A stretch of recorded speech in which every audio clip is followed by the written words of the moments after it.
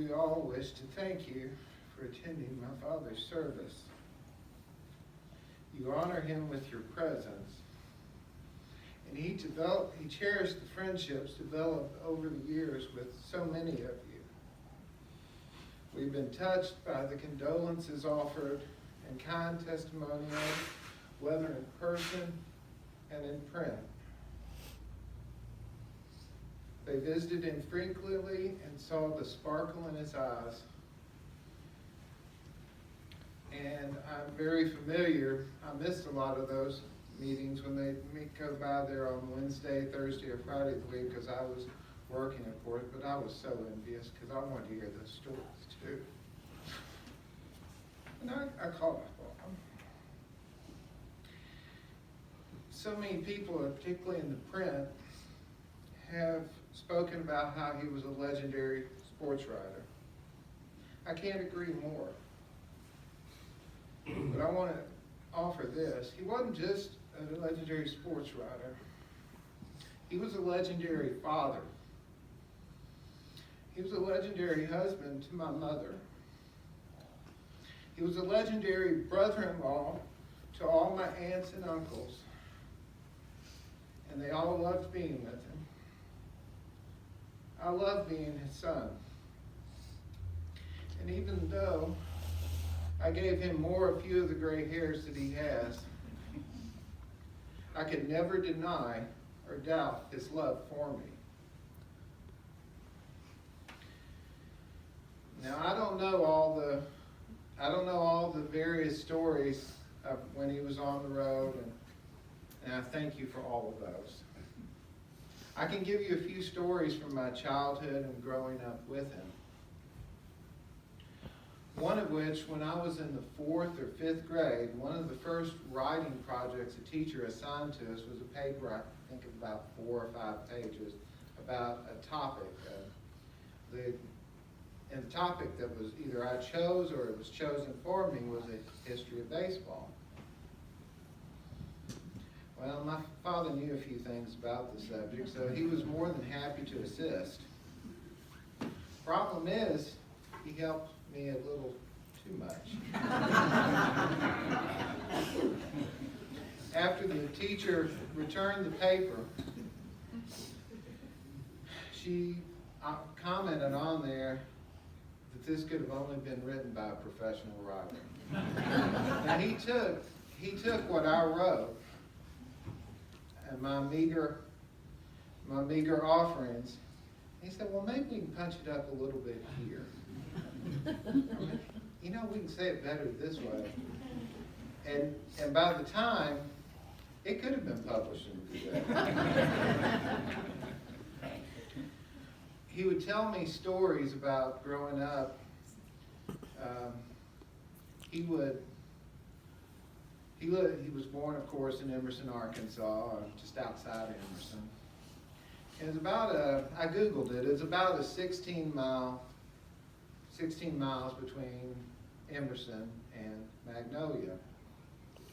And before he actually started living in Magnolia at the school, he would hitchhike. And back in those days, you could hitchhike. It was safe enough back then. He started school at Southern State College. That's what it was called at that time, although, as he pronounced it, it was Suffering State.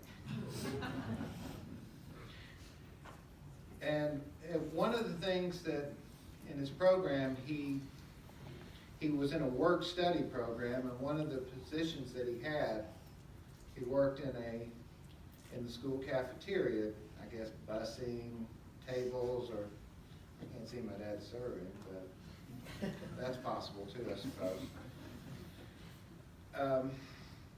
But there was Miss Bussey that was the cafeteria manager. Now, anybody that knows Southern State knows that there's a Bussey Hall there. So,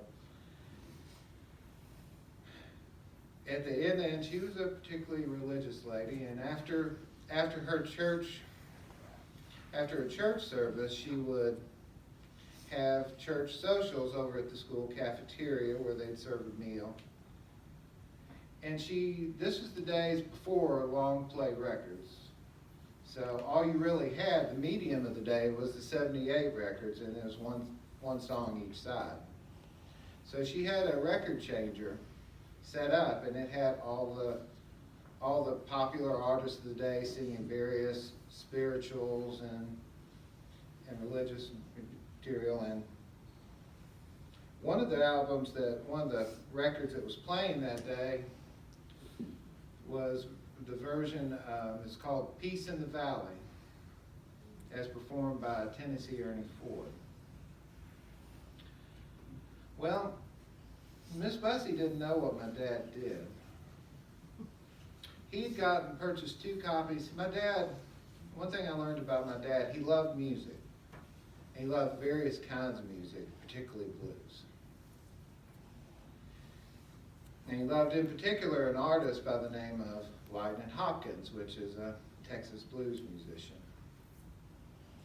Well, my dad bought 2 copies of a song. It was Bald-Headed Woman. And he slipped that into the records. And just picture the scene. Hearing Tennessee Ernie Ford drawing to a close. Seconds later, searing guitar chords blare through the loudspeaker, followed by the lyric, "Take off that wig I done bought you, woman. Bald, but your head is done gone bald." I'm sure Miss Bussey broke some track records that day. And my dad knew he was going to be suspected.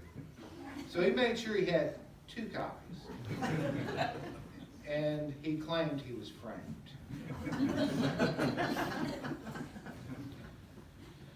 Another story that I can tell you, and I know that he didn't drive a lot, but he did drive.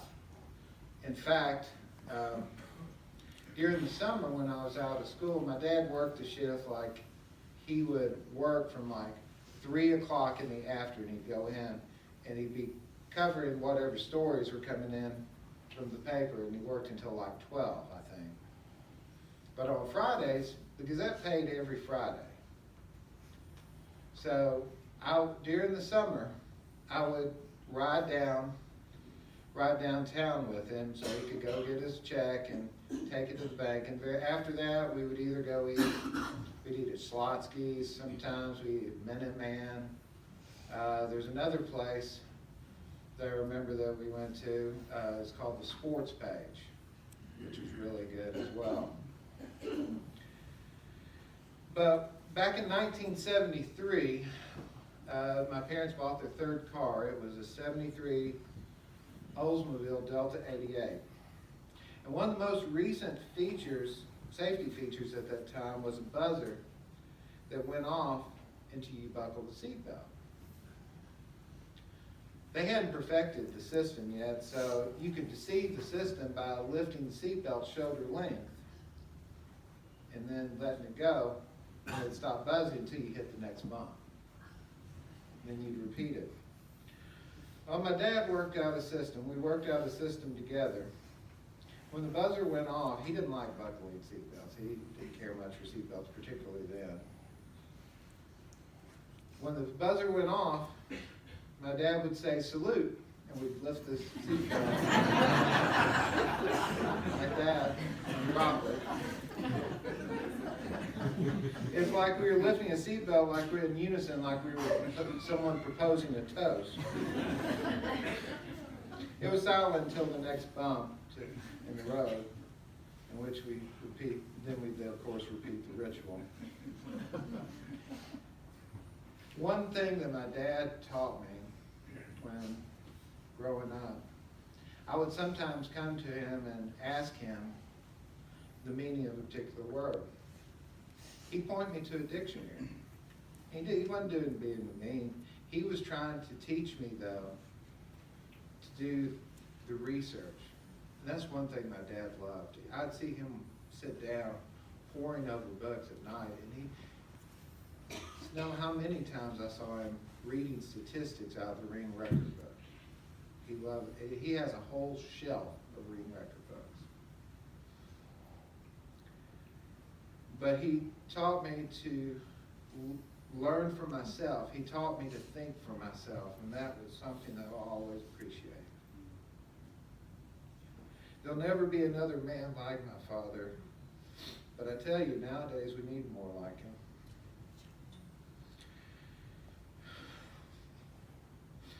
Thank you for all the wonderful memories, Daddy. I love you. Thank you.